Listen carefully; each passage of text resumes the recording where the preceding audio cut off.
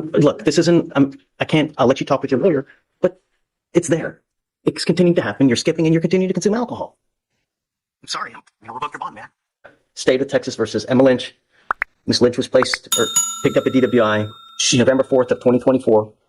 She was ordered not to consume alcohol or illegal drugs. We now have a bond violation report.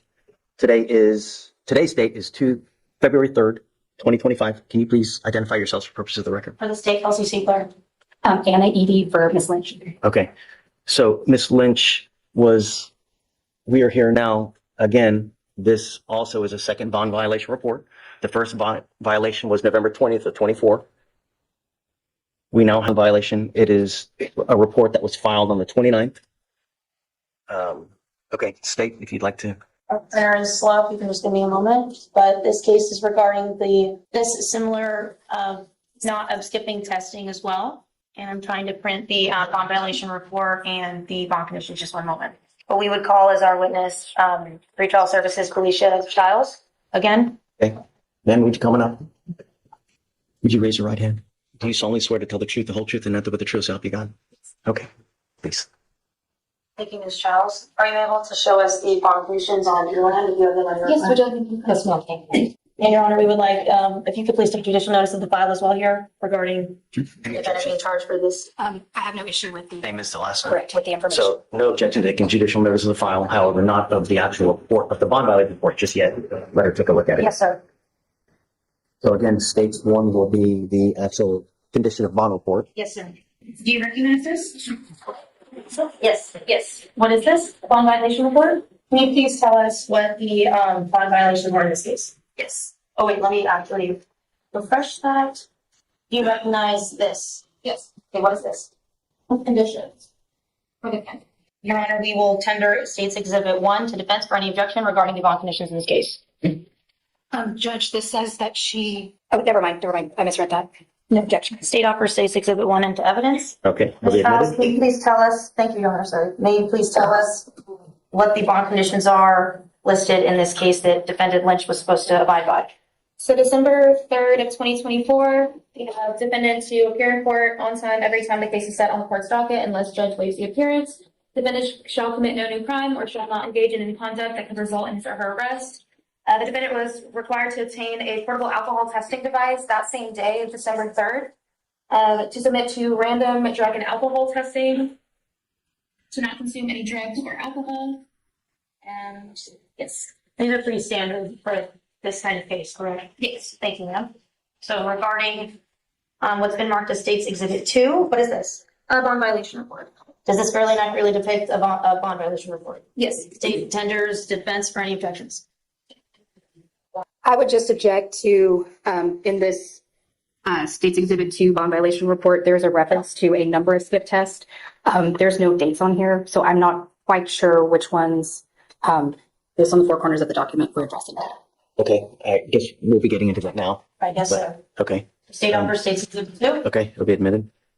Ms. Childs, can you please read what the violations were that are overtly obvious in this case?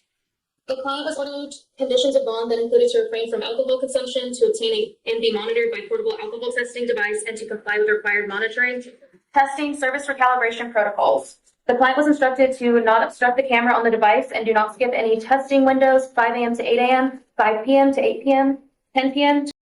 Okay, pause right there. 15 skip tests. That's not one, not two, but 15 separate times Emma decided not to comply. And if that wasn't bad enough, when she did blow into the device, she conveniently did it in the dark so the camera couldn't confirm it was her.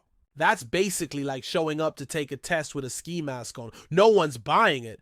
And that 0.03 alcohol level? Sure, it's not high compared to someone fully intoxicated, but remember, her condition was zero tolerance, no alcohol. At all. In the eyes of the court, even that tiny number is a direct violation. What's fascinating here is how patient the system was. The court already warned her once, let her slide on the first violation, and gave her a chance to get her act together. But Emma decided to roll the dice. Here's my question to you. Do you think judges are too lenient when giving second chances? Or do defendants like Emma prove that sometimes leniency backfires? Drop your thoughts in the comments. This is where things start heating up. 12 a.m. blow into the portable testing device 3 times a day in accordance with the blow schedule to ensure compliance with the ordered conditions. There was a high breath alcohol content of 0.03 on 1/10 of 2025 at 10:38 p.m. The client blew into the device in the dark and her face was not able to be seen. The client failed to clear the high breath alcohol content in the allotted time. The client is also not blowing into the device as instructed. The client has a total of 15 skip tests. And tell us what your role is in the courtroom. A judicial liaison officer. And you're able to testify to the bond conditions and to the bond violations. I can testify to the bond conditions. I did not generate the bond violation report myself. But can you attest to these dates in which the violations occurred? I have not looked over the report recently, so I don't want to say what. But this is the bond violation that you've seen before. Yes. Okay. And it is true that the defendant here is on bond in County Court 11, correct? Yes. I'm sorry, go ahead.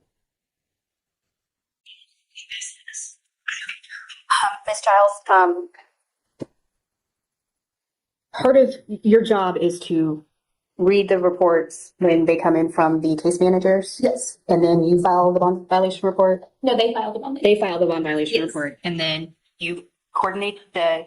Yes, that with the the judge? action and the Okay. review of it. Yes. Okay. Are you able to verify the information in the report? If I have the report, which I should in my email, Okay. if I take a look over it, yes. Okay, but the only way you can verify the report is from the report itself. Yes. Okay, so you have no personal knowledge of the machine itself? No. You have no knowledge of the software? No. And no knowledge of how the hardware and the software work together? No. Okay, no further questions. Okay. Anything further? The witness? Oh, no, Your Honor. Okay. So she has the first violation, right? This is the second time we have a bond violation, right? And the first one, was it that she just didn't get the device, right? Yes, that's when we were going back and forth on the dates to get it, and we kept resetting the case because she said that she was going to get it, and then she didn't, and then we were going to revoke her, but then she didn't come to court, so then we sent her again, and then she didn't get the device that day, so then we gave her another chance. Okay. And All right. Judge, just, I don't think I represented Ms. Lynch the whole time on that, but I think some of the confusion was she was ordered to get the in-vehicle interlock and she didn't have a card. But you did come at the time to where Yes, she correct. did get the device And then within. once Ms. Lynch because I believe the vehicle was damaged in an accident and she was hoping to get the vehicle out and get it repaired. And And there it is, the breaking point. You can almost hear the frustration in Judge Fleischer's voice. He lays it out crystal clear. If he lets her go again, he's basically telling every other defendant in his courtroom that it's okay to ignore the rules. Judges don't just enforce the law, they also set the tone, and letting Emma slide again would have been a green light for chaos. What's interesting is how the judge frames it. You're doing what you want to do. That's not the way it works. That line hits hard because it speaks to the heart of the justice system. Court orders aren't suggestions. They are lifelines, boundaries meant to protect both the defendant and the public. Emma chose to cross them repeatedly. At that point, revoking her bond wasn't just an option. It was inevitable. So let's ask the big one. If you were the judge, would you have given her one more chance or slammed the gavel the same way? possible, she got the portable device. My car's fixed now. Yeah. As started opinion. Okay, we'll get to that in a minute. My concern is that it continues to happen. What am I supposed to do? The problem is if I let you go, I'm telling you the behavior is okay for you to do. It's not. We have court orders. You're supposed to follow court orders. You're doing what you want to do. That's not the way it works. Look,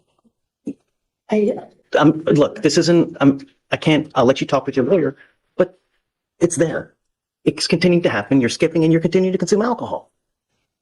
I'm sorry. I'm going to revoke your bond, man.